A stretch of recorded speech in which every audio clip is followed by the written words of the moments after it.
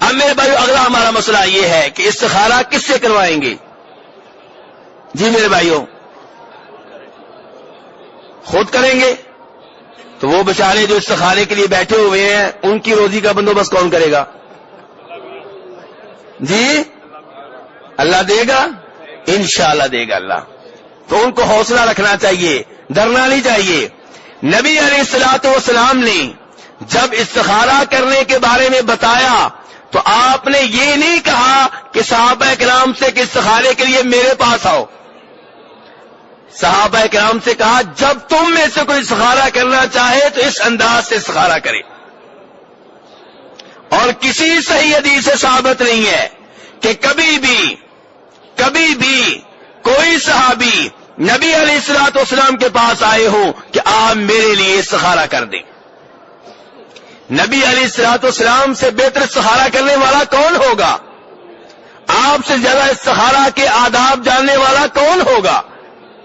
لیکن صحابہ کرام نے استخارہ کے سلسلے میں کبھی آپ سے رجوع نہیں کیا اور آپ نے کبھی بھی کسی کو استخارہ کر کے نہیں دیا.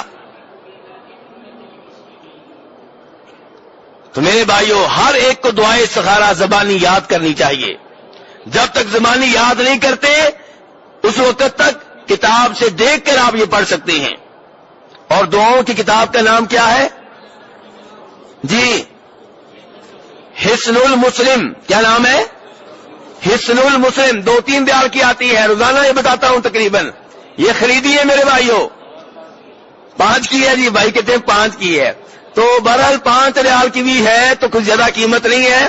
ویسے حرم سے مسجد نبوی سے دور چلے جائیں تو 2-3 ریال کی بھی مل جاتی ہے.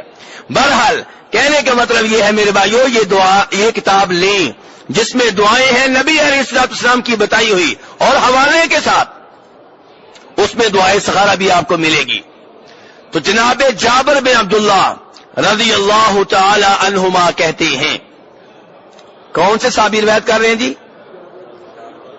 جابر بن عبداللہ.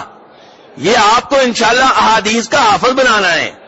آپ ڈرے نہیں کہ اتنے نام کیسے یاد ہوں گے، آپ ہمت تو کریں، اللہ مدد کرے گا.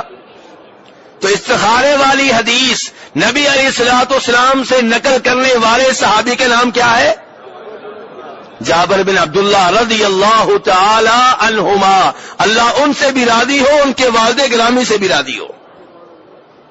یہ جابر بن عبداللہ کہتے ہیں کہ نبی علیہ الصلوۃ والسلام ہمیں کان رسول اللہ صلی اللہ علیہ وسلم يعلمون الاستخارہ کما يعلمون السورۃ من القرآن.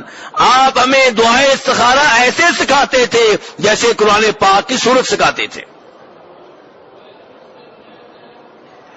پتہ یہ چلا کہ میرے بھائیوں، میں نے بھی اور آپ سب نے انشاءاللہ اللہ کے فضل و کرم سے دعائے استخارہ ایسے یاد کرنی ہے جیسے ہمیں سورہ فاتحہ یاد ہے، جیسے سورہ اخلاص یاد ہے، جیسے سورۃ الناس یاد ہے، جیسے سورۃ الفلق یاد ہے. کیوں؟ کس لیے؟